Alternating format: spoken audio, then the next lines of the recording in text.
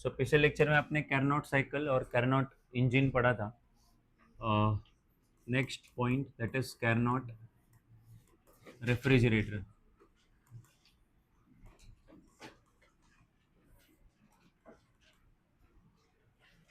दोबारा नहीं सीखना है कुछ भी, क्योंकि रेफ्रिजरेटर आपने ऑलरेडी सीख लिया है.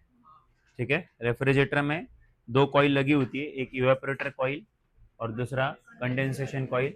इवेपोरेटर कॉइल हीट को एब्जॉर्ब करता है, कंडेंसेशन कॉइल हीट को रिजेक्ट करता है. आपको इस बीच में एक्सपेंशन वाल्व और कंप्रेसर यूज होता है, वो तो आपको पता ही है. तो वर्किंग हम लोग ऑलरेडी सीख चुके हैं, तो हमें वर्किंग नहीं सीखना है, खाली हमें डिस्कस करना है efficiency of Carnot refrigerator. Efficiency बोलने से अच्छा कोएफिशिएंट ऑफ परफॉर्मेंस.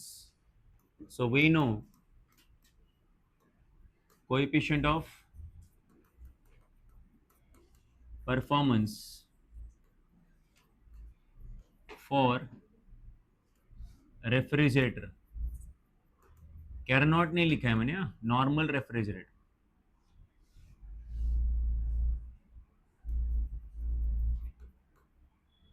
इज तो जो नॉर्मल रेफ्रिजरेटर है उसके लिए कोएफिशिएंट ऑफ परफॉर्मेंस कितना होता है, तो आपको पता है, तो आप वर्क डन करते हो. So Q C upon work done. फिर आगे ये वर्क डन के जगह पे आप लोग पुट करोगे Q C minus W, sorry Q H. पता है नहीं ये? ठीक है, तो Q C minus Q H. अच्छा, सो ध्यान दो अभी यहाँ पे. तो ये तो आपका हो गया, कोएफिशिएंट ऑफ परफॉर्मेंस हो गया रेफ्रिजरेटर का. बट आपको कोएफिशिएंट ऑफ परफॉर्मेंस किसके लिए चाहिए? कैरनॉट के लिए. तो कैरनॉट का कोएफिशिएंट ऑफ परफॉर्मेंस और जो नॉर्मल जैसे कि हीट इंजन है, अभी पिछले लेक्चर में आपने हीट इंजन पढ़ा, फिर कैरनॉट का हीट इंजन पढ़ा. ठीक है, सो आपको क्या डिफरेंस आया हीट इंजन की इफिशियंसी में और कैरनॉट की इफिशियंसी में, कैरनॉट इंजन की इफिशियंसी में? तुम्हें दिमाग में नहीं जा रहा है मैं क्या बोल रहा हूँ, इधर ध्यान दो. तो जो हीट इंजन होता है, जो प्रैक्टिकल हीट इंजन है, जो हमारे ऑटोमोबाइल्स में यूज हो रहा है, तो प्रैक्टिकल हीट इंजन का इफिशियंसी होता है दैट इज, याद करो आप लोग, सो क्यू एच इतनी हीट हम लोग देते हैं और उसके बाद वर्क डन होता है. ठीक है, तो अगर आपको याद होगा आगे, इसको थोड़ा और आगे सॉल्व करेंगे, तो आपको क्या पढ़ा था आपने, दैट इज, नहीं याद है तुमको? Energy flow diagram. यहाँ से क्यू एच इतना हीट हम लोग क्या करते हैं, एब्जॉर्ब, और some part of heat convert करते हैं वर्क डन में, एंड रिमेनिंग लूज होती है किसको, सराउंडिंग को. ठीक है, तो Q H is equal to, मतलब क्यू एच जो है इतनी हीट एब्जॉर्ब करी जाती है, और इस हीट को हम लोग दो तरीके से यूटिलाइज करते हैं. तो इस हीट का कुछ पार्ट हम लोग वर्क डन में यूटिलाइज करते हैं, एंड रिमेनिंग पार्ट सराउंडिंग को लॉस्ट हो जाता है. तो Q H is equal to W plus Q C, and then उसके बाद क्यू सी जो है वो इधर आएगा, that is Q H minus Q C, right. और ये क्या हो जाएगा, वर्क डन. तो वर्क डन के जगह पे आप लोग Q H minus Q C. तो फिर आगे चल के ये Q H minus Q C और ये क्यू एच, तो क्यू एच अगर हमने दोनों तरफ भेज दिया तो Q H upon Q H minus Q C upon Q H. So ये दोनों कैंसिल होंगे, तो one minus Q C upon Q H. ठीक है, तो ये होगा हीट इंजन के लिए, नॉर्मल प्रैक्टिकल हीट इंजन के लिए ऐसा होगा. ठीक है, बट अगर मेरे पास ये प्रैक्टिकल हीट इंजन है, जो हमारे अभी ऑटोमोबाइल्स में यूज हो रहा है, बट अगर इसी के जगह पे कैरनॉट का हीट इंजन रहेगा, सो क्या अलग रहेगा? ये भी तो ये भी इंजन ही है, राइट, और ये कैरनॉट का हीट इंजन है. तो फिर आप लोग क्या करोगे, मैंने तुम्हें पिछले लेक्चर में बताया कि कैरनॉट के हीट इंजन में एक ही चीज अलग हो जाती है कि ये Q C upon Q H जो है वो इक्वल होता है T C upon T H. और ये आप खाली किसके लिए पुट करो, जब भी कैरनॉट वर्ड आएगा, कैरनॉट रेफ्रिजरेटर हो या कैरनॉट का इंजन हो, तो आप लोग Q C upon Q H के जगह पे क्या पुटअप करोगे, T C upon T H. तो फिर इफिशियंसी उसकी हो जाएगी कैरनॉट इंजन की one minus T C upon T H. ठीक है, तो कैरनॉट इंजन जो है वो ऐसा इंजन है, उसकी इफिशियंसी बस कोल्ड रिजर्वायर और हॉट रिजर्वायर इनके टेम्परेचर के ऊपर डिपेंड करती है. ठीक है, सो आप जब एफिशिएंसी को क्यूसी और क्यूएच तक छोड़ देते हो तो वो आपका प्रैक्टिकल हीट इंजन का एफिशिएंसी है, और क्यूसी और क्यूएच की वैल्यू अगर आपने टीसी अपॉन टीएच पुटअप कर दी तो वो एफिशिएंसी आपकी किसकी हो जाएगी, बिकॉज ये रिलेशन बस कैरनॉट में प्रूव किया जा सकता है, बाकी हीट इंजन में ये प्रूव नहीं किया जा सकता, राइट। ठीक है, सो ये चीज याद रखना, और फिर उसी को दिमाग में रखते हुए आप लोग कैरनॉट का रेफ्रिजरेटर का नोट्स कंप्लीट करोगे। तो अगर मैं यहाँ पे देखूँ तो ये नॉर्मल रेफ्रिजरेटर का एफिशिएंसी है या कोएफिशिएंट ऑफ परफॉर्मेंस है, ठीक। अब मुझे ये कोएफिशिएंट ऑफ परफॉर्मेंस अगर मुझे कैरनॉट रेफ्रिजरेटर का चाहिए तो फिर वो टीसी और टीएच में आना चाहिए। अगर Q और मतलब लाइक हीट में है, Q में है, तो वो नॉर्मल रेफ्रिजरेटर का कोएफिशिएंट ऑफ परफॉर्मेंस हुआ, और अगर वो एफिशिएंसी TC और TH में है तो वो कैरनॉट का हुआ। तो फिर अब आगे इसको थोड़ा सा सॉल्व कर रहा हूं मैं। क्या सॉल्व कर रहा हूं, तो ऊपर नीचे QH से डिवाइड कर रहा हूं, तो QC अपॉन QH, नीचे भी QC अपॉन QH, और इधर भी QH अपॉन QH। तुम बोलोगे QH से क्यों डिवाइड कर रहे हो आप, बिकॉज QC अपॉन QH की वैल्यू है मेरे पास कितनी, TC अपॉन TH, तो QC को QH से डिवाइड करना ही पड़ेगा, राइट। और कैरनॉट में ही ये पॉसिबल है। सो अगर हमने कर लिया ऐसा, सो क्या आएगा हमारे पास, बोलो। सो बोलो, तो यहाँ पे आ जाएगा TC अपॉन TH, और नीचे आ जाएगा, बोलो, TC अपॉन TH -1, कुछ ऐसे। और अगर हमने इसको थोड़ा सा और सॉल्व किया तो ये आएगा TC अपॉन TH, न्यूमरेटर तो वैसे रहेगा, और डिनोमिनेटर में क्या आएगा, TC, एलसीएम निकालो, एलसीएम, तो TH इंटू 1 कितना आएगा, TH, और नीचे कितना आएगा, TH, तो डिनोमिनेटर सेम है इसलिए कैंसिल आउट हो जाएगा, और फाइनली आंसर आएगा TC upon TC minus TH, और ये हो गया तुम्हारा कोएफिशिएंट ऑफ परफॉर्मेंस। ये किसके लिए, बोलो, कैरनॉट के लिए, ठीक है। तो नॉर्मल रेफ्रिजरेटर है तो यहीं पे खत्म, राइट। आपके फॉर्मूले जो है वो क्यू में रहेंगे, हीट में रहेंगे, और अगर कैरनॉट का है रेफ्रिजरेटर तो फिर टेम्परेचर तक जाएगा। तो फिर हमने यहां से क्या समझ में आ रहा है, तो यहां से हमें ये समझ में आ रहा है वंस अगेन कि कैरनॉट रेफ्रिजरेटर का जो कोएफिशिएंट ऑफ परफॉर्मेंस होता है वो कोल्ड रिजर्वायर और हॉट रिजर्वायर इनके टेम्परेचर पे डिपेंड करता है।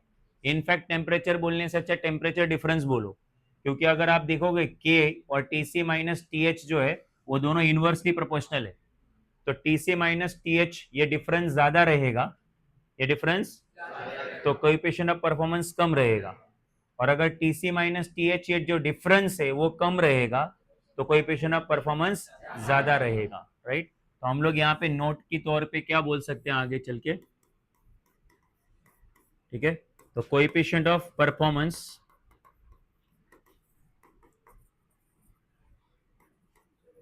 Of Carnot refrigerator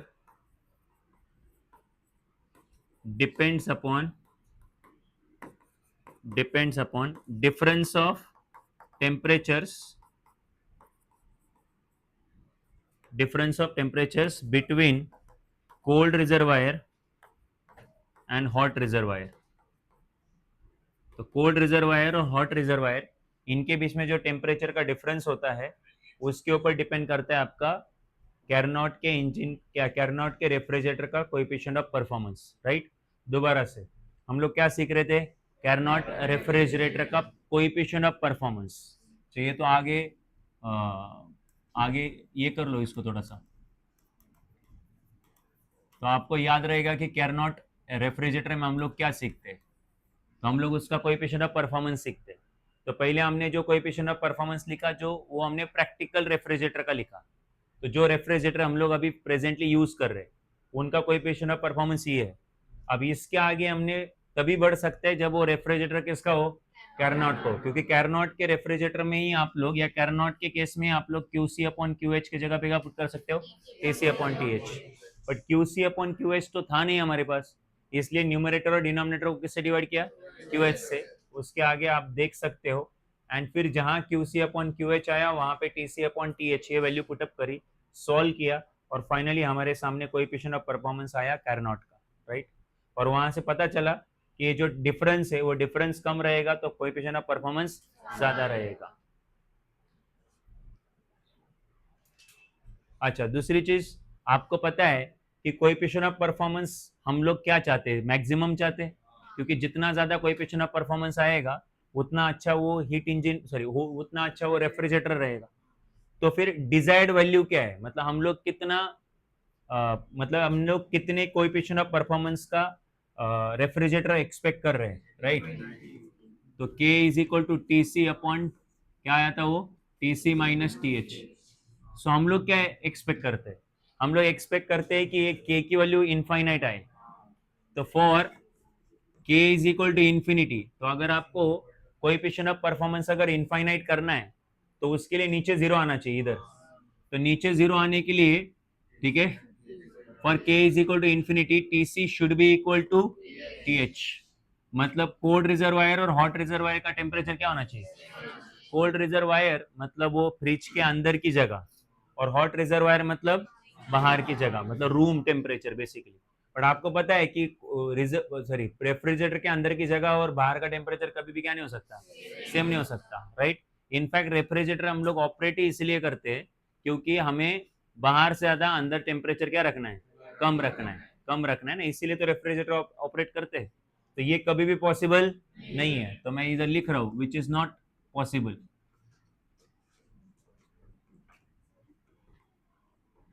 which is not possible, ठीक?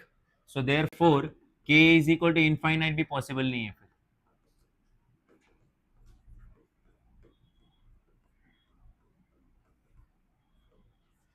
तो ये लग गया लिमिट, किसके ऊपर लिमिट लग गया, तो कैरनॉट रेफ्रिजरेटर के एफिशिएंसी पे या कोएफिशिएंट ऑफ परफॉर्मेंस पे लिमिट लग गया कि कैरनॉट रेफ्रिजरेटर की कोएफिशिएंट ऑफ परफॉर्मेंस कभी भी क्या नहीं हो सकती, इनफाइनाइट नहीं हो सकता, कभी भी नहीं इनफाइनाइट हो सकता। मतलब वो आइडियल है, सबसे बेस्ट रेफ्रिजरेटर है, उसका भी क्या नहीं हो सकता, कोएफिशिएंट ऑफ परफॉर्मेंस इनफाइनाइट नहीं हो सकता, ठीक है? So Carnot refrigerator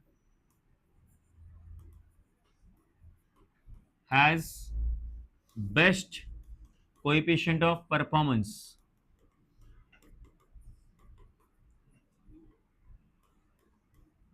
among all the available refrigerators।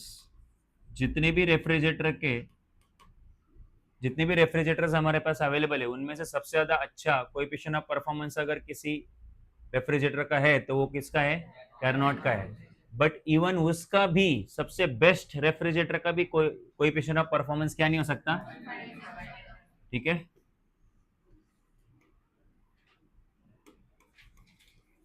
Even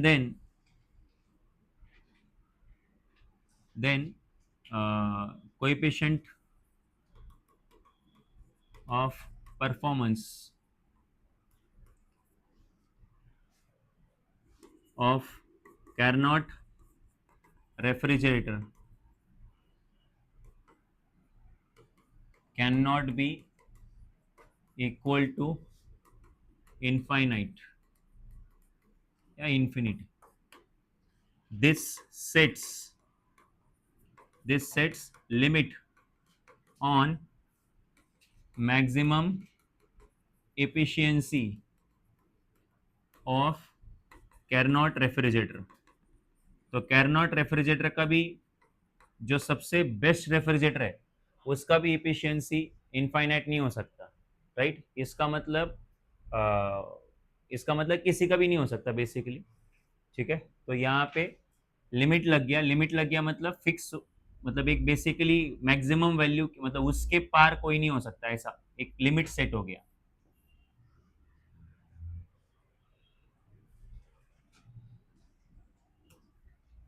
ठीक है, आगे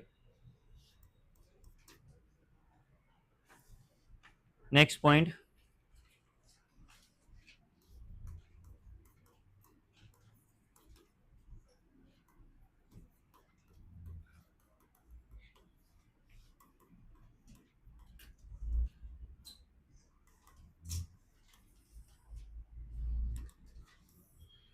next, second law of thermodynamics and Carnot cycle, ठीक? तो हम लोग सेकेंड लॉ ऑफ थर्मोडायनेमिक्स को और कैरनॉट साइकिल को रिलेट कर रहे हैं, या उनको कंबाइन करके कुछ स्टेटमेंट बनाने की कोशिश कर रहे हैं। तो हमें पता है कि कैरनॉट साइकिल, मतलब कैरनॉट साइकिल दो जगह यूज होती है, एक कैरनॉट इंजन और एक कैरनॉट रेफ्रिजरेटर। तो हमें ये पता है कि कैरनॉट इंजन जो है, पहले इंजन के लिए बात करते हैं, कैरनॉट इंजन। ठीक, तो कैरनॉट इंजन के बारे में हमने क्या पढ़ा है? तो ये बेस्ट इंजन है, जितने भी अवेलेबल हीट इंजन है उनमें से सबसे, बट फिर उसका भी कोएफिशिएंट, उसका भी जो इफिशियंसी है 1 नहीं हो सकता। क्यों नहीं हो सकता? तो उसकी इफिशियंसी जो है वो होती है 1 minus T C upon T H, बराबर है। तो ये इफिशियंसी 1 होने के लिए है ना, टी सी और टी एच इक्वल होने चाहिए। मतलब हॉट रिजर्वायर और मतलब वो जहाँ पे फ्यूल बर्न करते उधर का टेम्परेचर और सराउंडिंग का टेम्परेचर क्या होना चाहिए? सेम होना चाहिए। पॉसिबल है कि? तो एक मिनट, सॉरी, एक ऐसा नहीं, ये अगर 1 लाना है तो टी सी 0 होना चाहिए। टी सी कितना होना चाहिए? तो अगर इधर 0 पुट किया तो 0 डिवाइड बाई एनीथिंग क्या होगा? 0 होगा। मतलब कोल्ड रिजर्वायर का टेम्परेचर या सराउंडिंग का टेम्परेचर कितना होना चाहिए? 0 होना चाहिए, तभी इफिशियंसी 1 होती है। किसकी? कैरनॉट इंजन की इफिशियंसी 1 तभी हो सकती है जब टीसी इज इक्वल टू कितना हो? 0 हो, बराबर है। बट आपको पता है सराउंडिंग का टेम्परेचर कभी भी क्या नहीं हो सकता, इसीलिए ये कभी पॉसिबल नहीं, इसलिए इफिशियंसी भी 1 पॉसिबल। तो फिर हम लोग बोलेंगे कि Carnot engine is the best engine among all the available heat engines, उनमें सबसे बेस्ट है। बट फिर उसका भी इफिशियंसी क्या नहीं हो सकता? 1 नहीं हो सकता, या मैक्सिमम नहीं हो सकता, राइट। तो ये जो लिमिट लग रहा है इसी को हम लोग बोलते हैं second law of thermodynamics in terms of Carnot cycle. ठीक, तो लिख रहा हूं मैं यहाँ पे।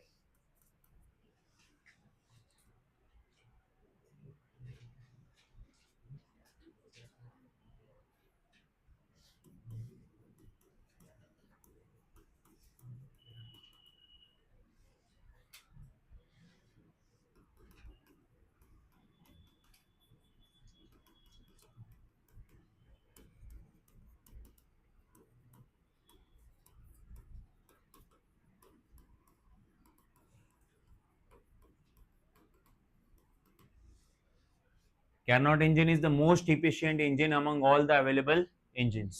ठीक, और उसकी जो इफिशियंसी, मैं दोबारा इधर फॉर्मूला लिख के रख रहा हूँ, उसकी इफिशियंसी जो है वो 1 upon T C 1 minus T C upon T H इतनी है। 2 मिनट के लिए इधर ध्यान दो, राइट। तो अगर मेरे पास दो, इधर ध्यान दो यहाँ पे, अगर मेरे पास दो कैरनॉट इंजन है, आल्दो कैरनॉट इंजन में खाली आइडियल गैस यही सब्सटेंस चलता है, ठीक है। बट फिर भी अगर मेरे पास दो कैरनॉट इंजन है और एक में मैंने पेट्रोल बर्न किया है, मतलब एक में वर्किंग सब्सटेंस मैंने पेट्रोल यूज किया है और एक में डीजल यूज किया है, राइट। और मान लो दोनों केसेस में हॉट रिजर्वायर और कोल्ड रिजर्वायर का टेम्परेचर सेम है, मतलब ये दोनों इक्वल नहीं है। एक इंजन 1 है, ये इंजन 2 है, इंजन 1 पेट्रोल का, इंजन 2 डीजल का है। ये कैरनॉट इंजन, ये भी कैरनॉट इंजन है।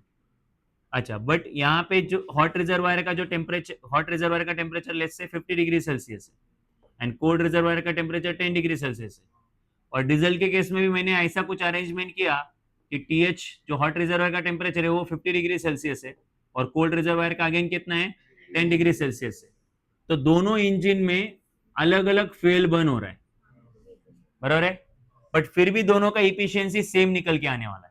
क्यों? क्योंकि टीसी और टीएच की वैल्यू दोनों के लिए क्या है? सेम है। क्लियर है क्या? बट हमको पता है कि इन रियल ये पॉसिबल, जो प्रैक्टिकल हीट इंजन है उनमें ऐसा नहीं होता। पेट्रोल इंजन की इफिशियंसी अलग है और डीजल इंजन की इफिशियंसी, इनफैक्ट हम पता है हमें कि पेट्रोल की इफिशियंसी थोड़ी कम है और डीजल की इफिशियंसी। बट अगर आप लोग कैरनॉट के इंजन को देखोगे तो यहाँ पे तो ऐसा लगता है कि अगर दो अलग अलग फ्यूल है और दोनों का हॉट रिजर्वायर का टेम्परेचर सेम है और कोल्ड रिजर्वायर का भी टेम्परेचर सेम है, तो इफिशियंसी भी क्या निकल जाएगी? तो ये खाली किस में होता है? तो कैरनॉट इंजन में ऐसा है कि आप वर्किंग सब्सटेंस कौन सा यूज करते हो वो मैटर करता नहीं है। क्या मैटर करता है? टेम्परेचर्स, हॉट रिजर्वायर एंड ये ऑपरेटिंग जो टेम्परेचर है वो मैटर करते हैं। तो ऑपरेटिंग टेम्परेचर सेम है तो इफिशियंसी भी क्या रहेगी? सेम ही रहेगी। बट मैं दोबारा बोल रहा हूं, कैरनॉट इंजन, ये खाली कैरनॉट इंजन में पॉसिबल है, बट कैरनॉट इंजन जो आइडियल इंजन है ये प्रैक्टिकली पॉसिबल नहीं है, राइट? ये बस थियोरेटिकली पॉसिबल है। तो मैं यहाँ पे लिख रहा हूँ, इसमें ऐड कर रहा हूँ also two engines having same operating temperatures। Operating temperature समझता है क्या? TH के TH और TC also has same या equal efficiency, that is efficiency of Carnot engine, efficiency of Carnot engine is not dependent upon working substance। उसमें क्या working substance use कर रहे हो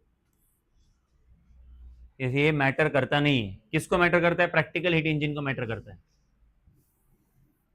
वैसे ही अभी हम लोग बात करते हैं कैरनॉट रेफ्रिजरेटर की। अब हमें पता है कैरनॉट रेफ्रिजरेटर के बारे में 2 मिनट पहले मैंने लिख दिया सारा कि ये बेस्ट रेफ्रिजरेटर है जिसका कोएफिशिएंट ऑफ परफॉर्मेंस सबसे बेस्ट है। जितने भी रेफ्रिजरेटर आपके पास अवेलेबल है उसमें से सबसे बेस्ट रेफ्रिजरेटर यही है, ठीक है? So it has maximum coefficient of performance COP among all the available refrigerators. और कितनी वो इफिशियंसी? TC upon, correct. तो यहां पे भी देखो कि अगर दो हमारे पास फ्रिज है ना, और उनके ऑपरेटिंग टेम्परेचर सेम है, मतलब दो फ्रिज है और दोनों का TC सेम है, दोनों का TH भी सेम है, तो फिर दोनों का कोएफिशिएंट ऑफ परफॉर्मेंस जो है के जिसको बोलते हैं वो क्या आने वाला है? सेम आने वाला है, राइट? वंस अगेन ये प्रूव होता है कि कैरनॉट रेफ्रिजरेटर में वर्किंग सब्सटेंस कौन सा है वो मैटर करता है, ठीक है? ऑपरेटिंग टेम्परेचर सेम तो कोएफिशिएंट ऑफ परफॉर्मेंस भी सेम। बट मैं दोबारा बोल रहा हूं ये प्रैक्टिकली पॉसिबल नहीं है, ठीक है? इसका मतलब वर्किंग सब्सटेंस चेंज किया तो इन रियलिटी आपकी कोएफिशिएंट ऑफ परफॉर्मेंस भी चेंज होगा, right?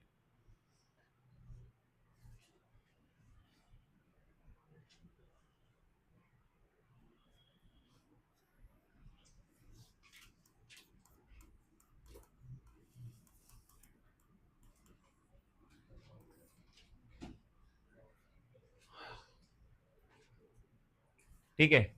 So next cycle and last cycle या प्रोसेस आप बोलो, that is Stirling cycle. Basically Stirling एक साइंटिस्ट था जिसने एक इंजन डेवलप किया था बहुत पहले, लाइक अराउंड 18 सेंचुरी में, शायद 18 to 19 सेंचुरी के बीच में उसने अपना इंजन डेवलप किया था। तो उसी के नाम से अभी वो इंजन है। ये इंजन जनरली कहाँ यूज होता है? तो यूज होता है स्पेसक्राफ्ट में, रॉकेट्स में यूज होता है,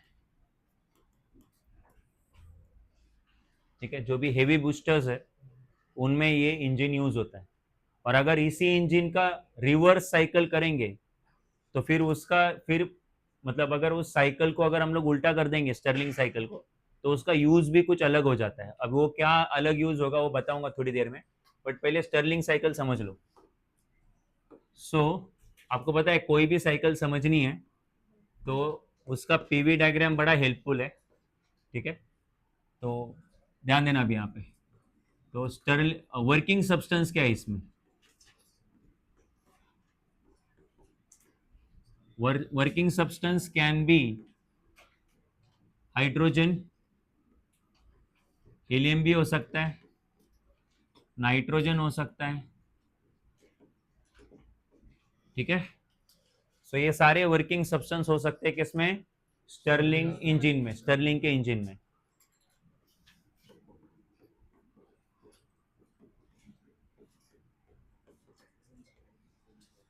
ठीक है?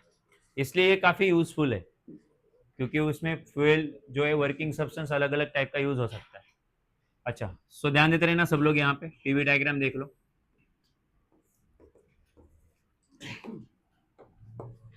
ओके, सो डायरेक्टली अभी साइकिल पे इधर ध्यान दो, यहाँ पे तो प्रोसेस से शुरू कर रहा हूं मैं। तो इनिशियल स्टेट जो है वो इनिशियल स्टेट आपका ए से शुरू होता है, साइकिल का इनिशियल स्टेट। तो यहाँ पे आपका वॉल्यूम जो है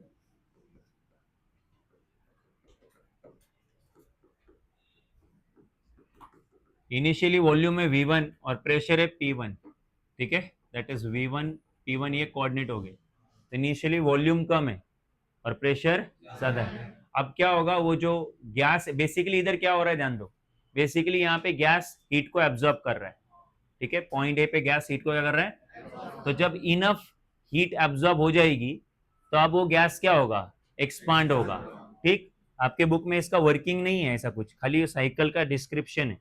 तो वो तुम लोग इमेजिन करो जैसा मैंने हीट इंजन पढ़ाया, कैरनॉट इंजन पढ़ाया, और वैसा दिमाग लगाओ अभी यहाँ पे। तो हमारे पास एक सिलेंडर है, सिलेंडर में एक हमने हाइड्रोजन, हेलियम या कोई भी एक वर्किंग सब्सटेंस को फिल किया हुआ है, और उस सिलेंडर में एक तरफ क्या लगा रहता है, पिस्टन लगा रहता है कि नहीं।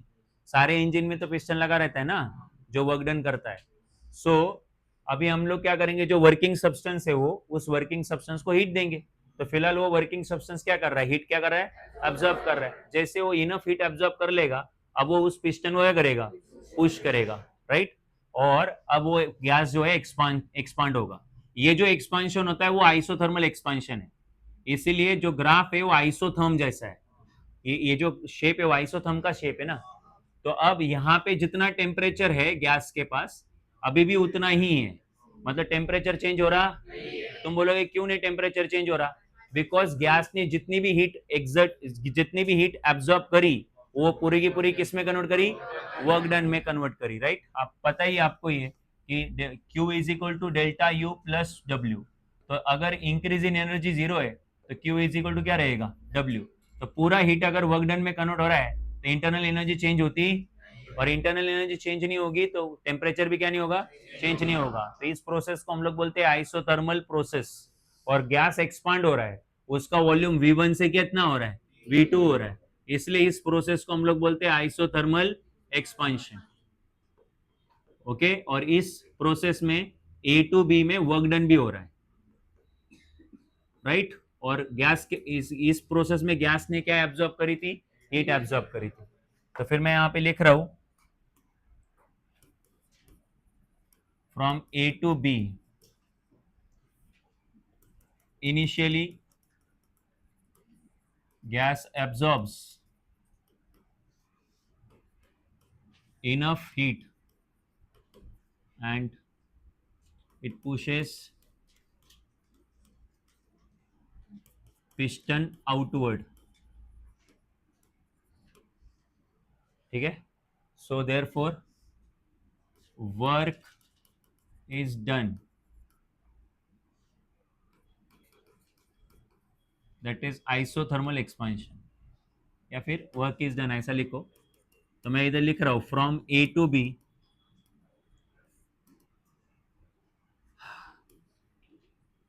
isothermal expansion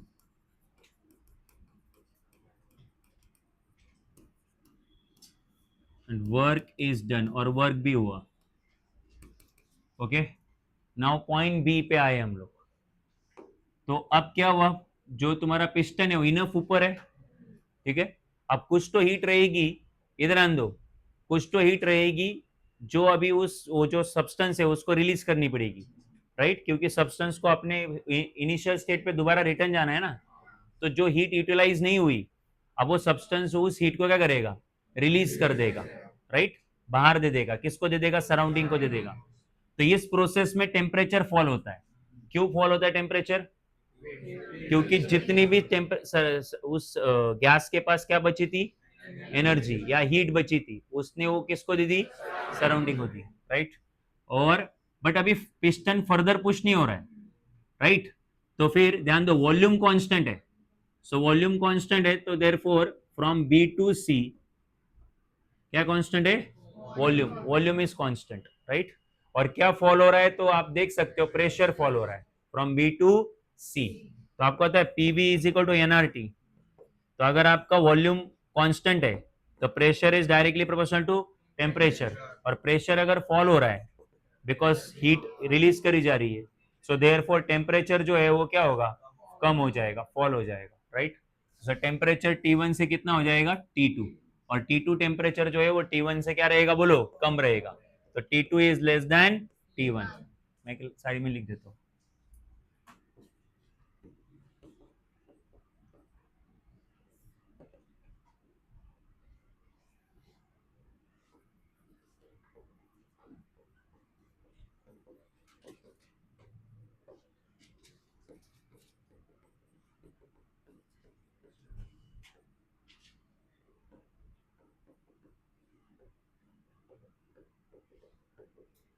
तो जो भी हीट वर्क डन में यूटिलाइज नहीं हो पाई, जो भी हीट क्या नहीं हो पाई वर्क डन में, अब वो हीट वो गैस क्या करेगा, सराउंडिंग को दे देगा, समझा कि नहीं। एंड टेम्परेचर या gas cools down, and gas cools down to temperature T1 from T2, ठीक है। सो T2 सर एक मिनट, T2 फ्रॉम T1, तो गैस जो है वो T2 टेम्परेचर पे आ जाता है, कहां से, T1 टेम्परेचर से। T1 टेम्परेचर ज्यादा है, T2 टेम्परेचर कम है। अच्छा, ये जो प्रोसेस है, ठीक है, प्रोसेस को हम लोग बोलेंगे आइसोकोरिक, आइसोकोरिक, है ना। क्यों बताओ, या वॉल्यूम कांस्टेंट है, वॉल्यूम चेंज नहीं हो रहा है, इसीलिए। यहां तक क्लियर है, ओके। अब आगे क्या करेंगे, तो अब वो जो गैस है वो अपनी एनर्जी लूज कर चुका है, अब क्या होगा, जो पिस्टन है वो आराम से कहाँ आएगा, पीछे। क्यों आएगा, बिकॉज गैस उस पिस्टन को अभी होल्ड नहीं कर पाएगा, क्योंकि उस गैस की एनर्जी क्या हो चुकी है, कम हो चुकी है। सो अभी पिस्टन आएगा नीचे, पिस्टन अगर नीचे आएगा तो गैस क्या हो जाएगा, कंप्रेस हो जाएगा। तो गैस कंप्रेस होगा मतलब वॉल्यूम डिक्रीज होगा और प्रेशर बढ़ेगा, वॉल्यूम डिक्रीज और प्रेशर बढ़ेगा। तो फिर ये देखो इसके बाद ऐसा कुछ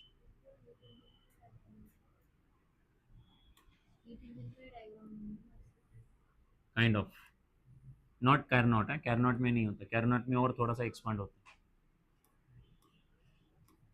heat engine, basically heat engine नहीं हो सकता है हीट इंजन में, सॉरी कैरनॉट नहीं हो सकता, कैरनॉट में इधर आइसोथर्मल, इधर आइसोथर्मल है, इधर एडियाबैटिक, इधर भी एडियाबैटिक है। हाँ, सो ध्यान दो अभी यहाँ पे। सो अभी क्या हो रहा है, यहाँ से C2D जो पार्ट है, C2D पार्ट में बोलो वॉल्यूम डिक्रीज हो रहा है, क्योंकि पिस्टन वापस कहाँ आ रहा है, तो कंप्रेशन हो रहा है, ठीक है, और प्रेशर बढ़ रहा है। तो क्या हो रहा है, इधर देखो, बट टेम्परेचर कांस्टेंट है, मतलब ये जो प्रोसेस है ये आइसोथर्मल कंप्रेशन, आइसोथर्मल कंप्रेशन, मतलब टेम्परेचर अभी भी T2 ही रहेगा, बराबर है, बट वॉल्यूम कम हो जाएगा और प्रेशर बढ़ जाएगा। अरे पीछे आया ना ये, मतलब वॉल्यूम कम हुआ है और ऊपर जा रहा है, मतलब प्रेशर बढ़ रहा है, ठीक है। तो आगे फ्रॉम, क्या था नाम वो, फ्रॉम C2D, ठीक है, पिस्टन या फिर गैस इज कंप्रेस्ड, डायरेक्टली लिख देते, गैस इज कंप्रेस्ड आइसोथर्मली,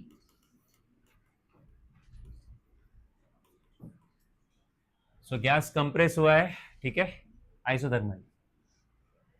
तो ये प्रोसेस क्या, कौन सा हुआ, 10 आइसोथर्मल प्रोसेस, बट इसको आइसोथर्मल प्रोसेस को बट क्या लिखेंगे, आइसोथर्मल कंप्रेशन, ठीक। अब आते हैं कहाँ पे, डी पे ना।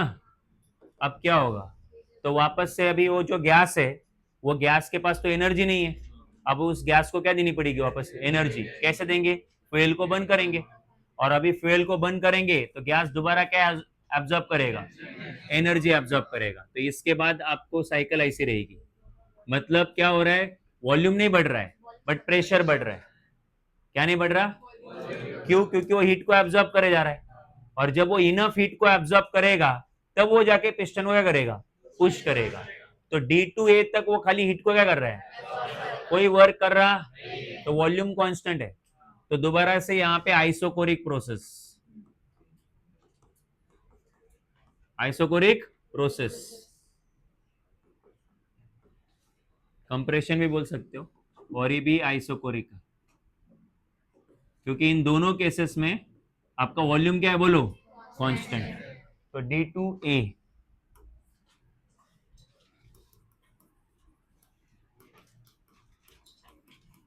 gas starts absorbing heat from hot reservoir, ठीक है, at constant volume। तो गैस क्या कर रहा है, तो अभी हीट को क्या कर रहा है, अब्जॉर्ब कर रहा है, ठीक है, मतलब उसका प्रेशर बढ़ रहा है, वॉल्यूम कांस्टेंट है, ठीक है। सो अगेन कौन सा प्रोसेस बोलो, आइसोकोरिक प्रोसेस, ठीक है। तो अगर आप देखोगे तो स्टर्लिंग साइकिल जो है, it's combination of two isothermal process and two isochoric process. कुछ पुरानी बुक्स में एक रॉन्ग प्रिंट है कहीं पे, तो ये वाले प्रोसेस दोनों में से किसी एक को उन्होंने आइसोबेरिक लिख दिया है, ठीक है, तो वो मिस्टेक आप रेक्टिफाई कर लो। सो ये दो आइसोकोरिक है और ये दो आइसोथर्मल है। कभी कभी आपको कार्नोट इंजन या कार्नोट साइकिल और स्टर्लिंग साइकिल में एक डिफरेंस पूछते हैं। तो डिफरेंस ये है कि अगर आप कार्नोट में देखोगे तो यहाँ पे एडियाबेटिक प्रोसेस है, मतलब जो ग्राफ है वो ऐसा कुछ है, देखा है क्या आपने, तो वॉल्यूम एक्सपांड हो रहा है, वॉल्यूम एक्सपांड हो रहा है कि नहीं। तो यहां से भी वॉल्यूम चेंज हो रहा था, इधर भी वॉल्यूम चेंज हो रहा था, तो वर्क डन इधर भी हो रहा है, वर्क डन इधर भी हो रहा है। तो ये एडियाबेटिक है, ये एडियाबेटिक है, ये आइसोथर्मल है, ये आइसोथर्मल है। तो कार्नोट साइकिल में दो आइसोथर्मल है और दो एडियाबेटिक है, और स्टर्लिंग में दो आइसोथर्मल है और दो आइसोकोरिक। ये फर्क है किसमें, कार्नोट वाली साइकिल में और स्टर्लिंग साइकिल में, याद रखना, ठीक है। एक और चीज, अगर आपने इस साइकिल को रिवर्स ऑपरेट किया, इस साइकिल को रिवर्स ऑपरेट किया, तो आप काफी लो टेम्परेचर्स प्रोड्यूस कर सकते हो। जैसे आपको मेडिकल फील्ड में जैसे किसी का सेल को स्टोर करना है या फिर कोई डीएनए सैंपल को स्टोर करना है, तो वो एक्सट्रीम लो टेम्परेचर पे होता है, ठीक है। सो बहुत कम टेम्परेचर की जरूरत होती है, तो उस टाइम पे वो जो लो टेम्परेचर्स प्रोड्यूस करने का जो काम है वो भी स्टर्लिंग साइकिल कर सकता है, but reverse Stirling cycle, not the Stirling cycle. Stirling cycle operated in reverse direction. तो ये मत बोलना कि Stirling cycle low temperature produce करता है, Stirling cycle operated in reverse direction वो लो टेम्परेचर क्या करता है, प्रोड्यूस करता है, ठीक है। तो मैं इधर लिख रहा हूं,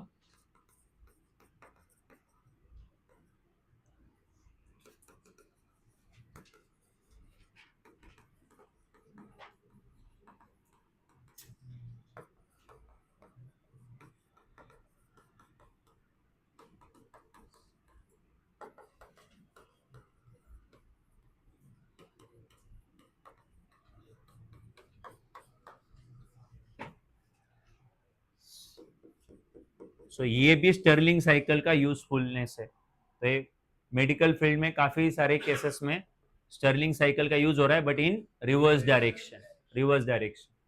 और स्टर्लिंग साइकिल को एज इट इज यूज किया तो स्पेसक्राफ्ट या रॉकेट में यूज हो रहे हैं, जो जो भी आप बूस्टर्स देखते हो जो से इंटरनेशनल स्पेस स्टेशन तक जाते हैं, या फिर टेस्ला के फाल्कॉन वाले रॉकेट्स देखते हो, तो उन सब जगह पे ये स्टर्लिंग साइकिल यूज हो रहा है।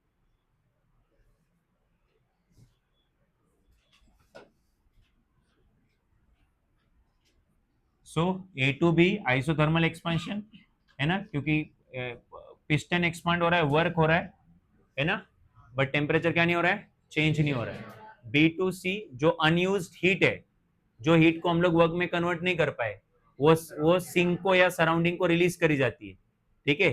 सराउंडिंग को ये लोग रेफ्रिजरेटर बोलते हैं, ठीक है, तो रेफ्रिजरेटर को रिलीज करी जाती है।